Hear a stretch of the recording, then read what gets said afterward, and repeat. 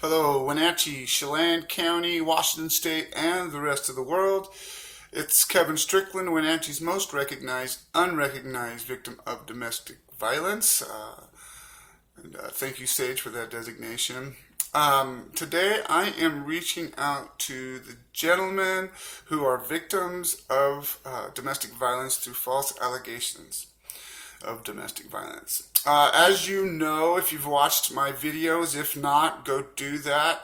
But as you know, false allegations of domestic violence are absolutely devastating to the lives of the true victim in this matter. And I'm talking about wives and girlfriends who, for a variety of reasons, are having their men arrested, their husbands, and even in the absence of evidence, men are jailed, prosecuted, and convicted for nothing. All right, so the question is, how does one defend himself against a charge where there is no evidence to dispute? I'll give you a sec.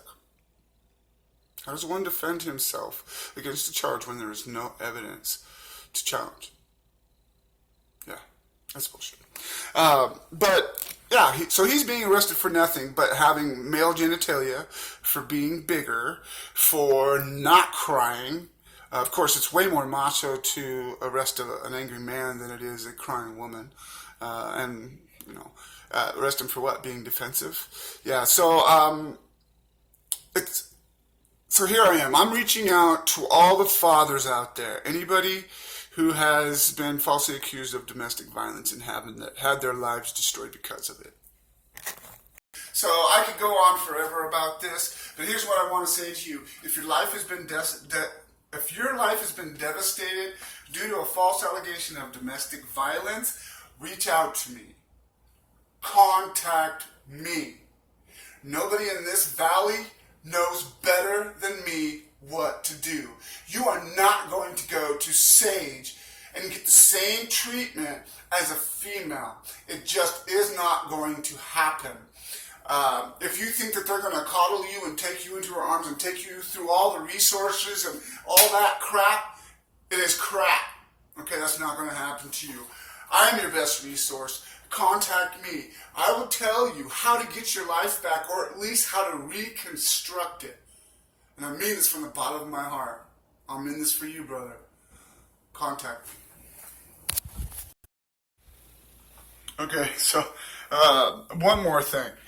It's a pretty sad commentary when I'm able to say so confidently that I am the best resource to go to. Okay? And I offer you nothing but advice. All right? One thing you should do first of all is give S.A.G.E the opportunity to help you. Because at some point they're going to have to come around. And it might as well be for you. Bring whatever proof of your innocence you can. Any sort of evidence that shines a light back on your abuser. And so after railing on S.A.G.E so much, you might be asking yourself the question, why is he telling us to go to them? And it's because S.A.G.E, by legislation, actually operates outside of the law in their advocacy for victims. And what does that mean? Well, let me just give you a very poignant example of that. Whenever there is an alleged victim in a courtroom for a judge discussing the case, they can have, and most often do, have a S.A.G.E agent with them. And the whole time they're in the courtroom, she's sitting there handing her tissues, arm draped around her. When she walks up to the stand, she's walking along her just like she's going to fall at any moment, making sure she's got a cup of water and a napkin and all this stuff. But what she's doing is she's using that body language, that 85% of all human communication, she's using it to prejudice everybody in that room, including the judge, saying, I am with the victim.